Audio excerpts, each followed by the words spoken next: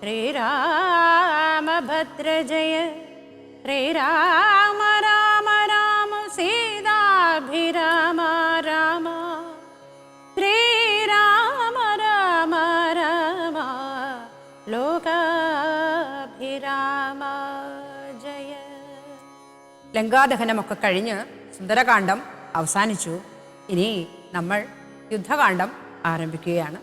ശ്രീരാമചന്ദ്രനും ലക്ഷ്മണനും ഹനുമാനും സുഗ്രീവനും എല്ലാം സർവസന്നാഹങ്ങളോട് കൂടി സീതയെ വീണ്ടെടുക്കാൻ ലങ്കയിലേക്ക് പോകാൻ തുടങ്ങുകയാണ്.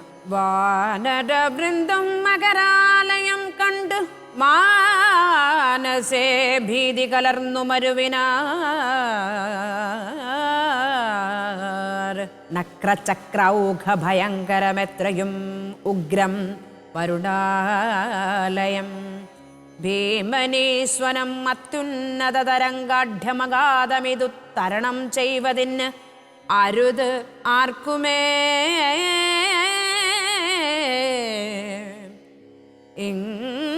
ഇങ്ങനെയുള്ള സമുദ്രം കടന്നു ചെന്നെങ്ങനെ രാവണൻ തന്നെ വധിക്കുന്നു.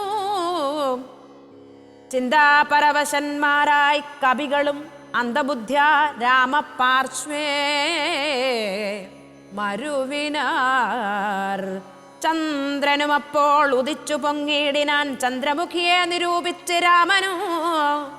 ദുഃഖം കലർന്നു വിലാപം തുടങ്ങിനാനൊക്കെ ലോകത്തെ അനുകരിച്ചിടുവാൻ. ദുഃഖഹർഷഭയക്രോധലോപാദികൾ സൗഖ്യ മതമോഹ കാമജന്മാദികൾ അജ്ഞാനലിംഗത്തിനുള്ളവ എങ്ങനെ സുജ്ഞാനരൂപമായുള്ള ചിത് ആത്മനി സംഭവിക്കുന്നു വിചാരിച്ചു കാൺകിലോ. സംഭവിക്കുന്നതു ദേഹാഭിമാനിനാം കിം പരമാത്മനി. സൗഖ്യ ദുഃഖാദികൾ സംപ്രസാദത്തിങ്കലില്ല രണ്ടേതുമേ. സംപ്രതി നിത്യം ആനന്ദമാത്രം പരോ. ദുഃഖാദി സർവവും ബുദ്ധിസംഭൂതങ്ങൾ മുഖ്യനാം രാമൻ പരമാത്മാ പരൻ പുമാൻ. മായാ ഗുണങ്ങളിൽ സംഗതനാകയാൽ മായാ വിമോഹിതന്മാർക്കു തോന്നും വൃഥാ. ദുഃഖിയെന്നും സുഖിയെന്നും എല്ലാം അതുമൊക്കെ ഓർത്താൽ അബുധന്മാരുടെ മതം. സീതയെ ഓർത്ത് രാമൻ ലോകത്തെ അനുകരിക്കുന്നത് പോലെ വിലാപം തുടങ്ങി. ദുഃഖഹർഷാദികളും മതമോഹാദികളും അജ്ഞാനികൾക്കുള്ളതാണ്. ദേഹാഭിമാനമുള്ളവർക്കേ ഇതൊക്കെ സംഭവിക്കൂ. ചിതാത്മാവിൽ നിത്യാനന്ദം മാത്രമാണ്. സുഖിക്കുന്നതും ദുഃഖിക്കുന്നതും ഒക്കെ തോന്നുന്നത് മായയിൽ മുഴുകിയവർക്കാണ്. ആത്മാവിൽ നമുക്ക് എപ്പോഴും നിത്യാനന്ദം മാത്രമാണ്. വീണ്ടും വിഭീഷണൻ രാവണനെ ഉപദേശിക്കുകയാണ്. രാമനെ കീഴ്പ്പെടുത്താമെന്ന് ആരും കരുതണ്ട. ശ്രീരാമൻ സാക്ഷാൽ മഹാവിഷ്ണുവാണ്. അസുരന്മാരെ നശിപ്പിക്കുവാൻ ദശരഥപുത്രനായിട്ട് ജനിച്ചവനാണ് ശ്രീരാമൻ. സേവിക്കുന്നവർക്ക് അഭയം കൊടുക്കുന്നവനാണ് ശ്രീരാമൻ. ഭക്തിയോടെ നീ ശ്രീരാമനെ സേവിച്ചാലും. തൻ്റെ ജ്യേഷ്ഠനായ രാവണൻ താൻ പറയുന്നതൊന്നും കേൾക്കുന്നില്ല എന്ന് വന്നപ്പോൾ രാമഭക്തനായ വിഭീഷണൻ തൻ്റെ 4 മന്ത്രിമാരുമായി ശ്രീരാമസന്നിധിയിലേക്ക് പുറപ്പെട്ടു.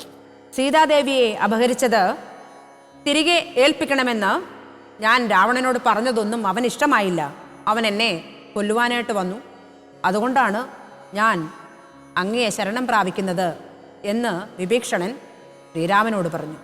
വിഭീഷണൻ പറഞ്ഞത് കേട്ട് സുഗ്രീവൻ ശത്രുപക്ഷത്തുള്ളവരെ മിത്രമായി കാണരുതെന്ന് പറഞ്ഞപ്പോൾ ഹനുമാൻ ഇങ്ങനെ പറയുകയാണ്: രാക്ഷസവംശത്തിൽ ജനിച്ചതുകൊണ്ട് എല്ലാവരും ശത്രുക്കളാകണമെന്നില്ല. ജാതിയോ പേരോ അല്ല, അവരുടെ ഗുണമാണ് പ്രധാനം. സർവലോകാനാം പിതാവായതും ഭവാൻ സർവലോകാനാം ലോകേശ മാതാവായതു ഭവാൻ സർവദാ സർവദാധാവായതും ഭവാൻ ദർവീകരേന്ദ്രശയനാദയാനിധേ ആദിമധ്യാന്തവിഹീനൻ പരിപൂർണനാധാരഭൂതൻ പ്രപഞ്ചത്തിനീശ്വരൻ അച്യുതൻ അവ്യയൻ അവ്യക്തൻ അദ്വയൻ സച്ചിത് പുരുഷൻ പുരുഷോത്തമൻ പരൻ നിശ്ചലൻ നിർമ്മമൻ നിഷ്കളൻ നിർഗുണൻ നിശ്ചയിച്ചാർക്കും അറിഞ്ഞുകൂടാതവൻ നിർവികാരൻ നിരാകാരൻ നിരീശ്വരൻ നിർവികൽപ്പൻ നിരുപാശ്രയൻ ശാശ്വതൻ ഷഡ്ഭാവഹീനൻ പ്രകൃതിപരൻ പുമാൻ സൽഭാവയുക്തൻ സനാതനൻ സർവഗണ മായാമനുഷ്യൻ മനോഹരൻ മാധവൻ മായാവിഹീനൻ മധു കൈടഭാന്തകൻ ജ്ഞാനീഹ ത്വത്പാദഭക്തി നിശ്രേണിയേ സാനന്ദമാശു സംപ്രാപ്യ രഘുപദേ രഘുപദേ രഘുപദേ ജ്ഞാനയോഗാഖ്യസൗധം കരേറിടുവാൻ മാനസേ കാമിച്ചു വന്നേൻ ജഗൽപദേ സീതാപദേ രാമ കാരുണികോത്തമ യാദൂധാനാന്തക രാവണാരേ ഹരേ പാദാംബുജം നമസ്തേ ഭവസാഗരഭീതനാം എണ്ണേ രക്ഷിച്ചു കൊള്ളേണമേ ഭക്തിപരവശനായി സ്തുതിച്ചിടിന ഭക്തനെ കണ്ടു തെളിഞ്ഞൊരു കൂത്തമൻ ഭക്തപ്രിയൻ പരമാനന്ദം ഉൾക്കൊണ്ടു മുഗ്ധസ്മിതപൂർവമേവം അരുൾ ചെയ്തു ഇഷ്ടമായുള്ള വരത്തെ വരിക്ക സന്തുഷ്ടനാം ഞാൻ വരദാനൈക തൽപരൻ. ആദിയും അന്തവും ഇല്ലാത്ത അങ്ങ് തന്നെയാണ് ഇന്ദ്രാദി ദേവതകൾ. കാലവും സ്ഥലവും അണുവും മഹത്തും പിതാവും മാതാവും സർവദാതാവും അങ്ങ് തന്നെ. അങ്ങയുടെ പാദപങ്കജത്തോടുള്ള ഭക്തിയാകുന്ന കോണിപ്പടിയിലൂടെ ജ്ഞാനയോഗം എന്ന മഹാസൗധത്തിലേക്ക് കയറാൻ മോഹിച്ചു വന്ന എന്നെ രക്ഷിക്കണമേ. ഭക്തി പാരവശ്യത്തോടെ മുൻപിൽ വന്ന് വണങ്ങി നിന്ന വിഭീഷണനോട് മന്ദഹാസം തൂക്കിക്കൊണ്ട് രാമൻ പറയുകയാണ്, ഞാൻ നിന്നിൽ പ്രസാദിച്ചിരിക്കുന്നു. ഇഷ്ടമുള്ള വരം ചോദിച്ചുകൊള്ളൂ. എന്നെ കണ്ടെത്തിയാൽ പിന്നെ അവർക്ക് ഒരിക്കലും ദുഃഖമുണ്ടാകുകയില്ല. വിഭീഷണ സ്തുതി എന്നും ചൊല്ലുന്നത് നമുക്കും നല്ലതാണ്. സന്തുഷ്ടനായ രാമൻ വിഭീഷണനെ ലങ്കാധിപതിയായി അഭിഷേകം ചെയ്തു. ലക്ഷ്മണനും വാനരൻ ശ്രേഷ്ഠന്മാരും വാദ്യഘോഷങ്ങളോടെ രാമനൊപ്പം നിന്നു. ശ്രീരാമചന്ദ്ര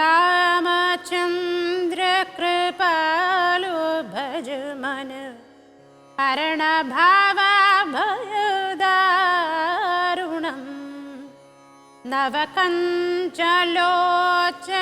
കഞ്ചമുഖകര കഞ്ചപാദ കഞ്ച